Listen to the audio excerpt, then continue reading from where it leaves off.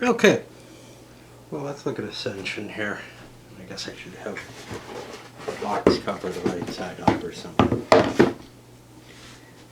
Not to smoke this time. I just have a chew toy in hand now. I just moved my camera, so I gotta go and look again. I don't have a terrible amount of power. So I've been looking at deck builders, and I'll probably get, like I said, back with Dominion, I'll probably get to Thunderstone. That's the only other one I think I really have that's a pure deck builder.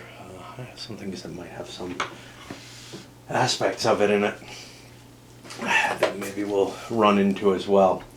So this one kind of pales in comparison to Dominion in terms of a respect value. And the reason is it's too random what's going on. You don't have this master plan that you can kind of put onto the game. Now that doesn't mean you can't have fun with it. I probably had about as much fun playing this as I did some games of Dominion that I've played. But it does mean that, and it's not like you have no decisions to make. You have decisions to make when you're playing, when you're selecting something from the board that you want to attack, when you're considering what the other person might be able to do, when you're balancing things like that out. But you have no, real strong strategy for the game, probably. You're probably playing it very opportunistically. Hey, there's something good out there that helps me. Is this the point where I want to be collecting victory points more than good cards? Whatever. Where you worry about that, the effects versus the value of the card, the victory point value of the card versus the effect it has on your play. Also, as your deck gets bigger, and it gets bigger in this in a quicker fashion because you kind of want everything that gives you victory points. As it gets bigger, you have less control over it. You have less knowledge of what it does. It's filled with some random stuff. It's filled with a lot of, not the starting cards, but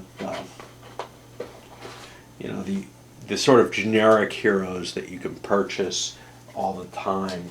Those become very easy to buy if you watched in the playthrough, especially if you take kind of a mixed approach early on. So one of the few things you have for a strategy is you could say, okay, I'm going to focus on soldiers, or I'm going to focus on purchasing with the runes, or I'm going to kind of balance between them. And I kind of tend towards a balance between, and that makes it all the more kind of opportunistic.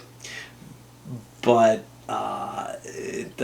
if you only go towards one, I think it feels a little weaker to me in terms of what you walk away with as a player. But people who've played this more than I have, and I've only played it a couple of times, maybe explored those options better. Maybe my emotional state in a game is impossible to accept. Oh, must take all warriors, or must take all purchase ability.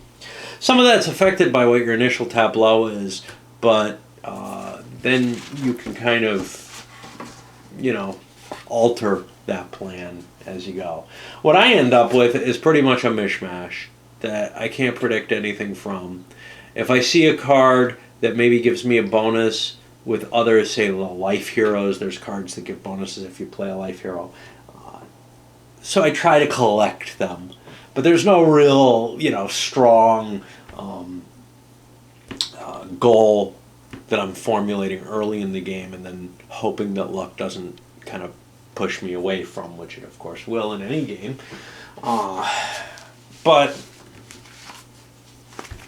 again, there's something kind of enjoyable to playing the cards, making those quick decisions, seeing how well you do with playing it out. It's kind of neat that there is absolutely no advantage to going first in this, unlike in Dominion. They certainly solved that issue if there is one. Although, you could probably tinker a little bit with Dominion to fix it as well. Maybe, I don't know.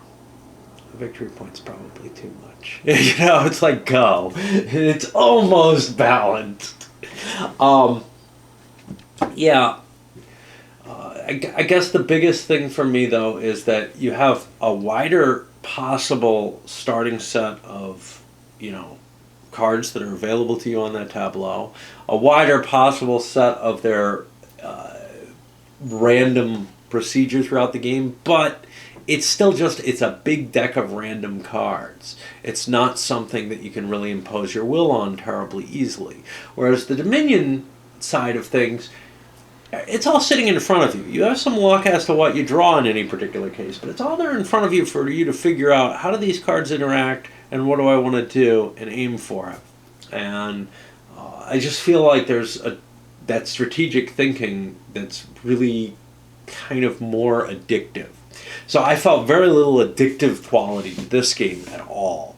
I felt like, okay, I might see different things next time, but who really cares? I'm still always making that same kind of opportunistic decision, never trying to aim for something, never trying to tinker my deck. By the time that any major changes come into my deck after the very beginning of the game, I'm not going to be looking at the tableau that I was looking at or anything that really resembles it again. There's just too much churn there. Even in a two-player game, there's too much churn. So there's a lot less here in terms of, sort of a rich game that you could study, I think. But again, that doesn't mean that you can't have fun with it, and I don't think, it alters my feeling towards it too much. I feel about this very similarly that I do to how I do to most Euro type games and most family type games. Hey, I want to play it, but I'm not gonna, it's not something I'm gonna get really addicted to. Dominion shows that hint of being addicted, and then I end up faulting it for that because it doesn't addict me as much as Magic does. But, or did. Who knows if it still would now.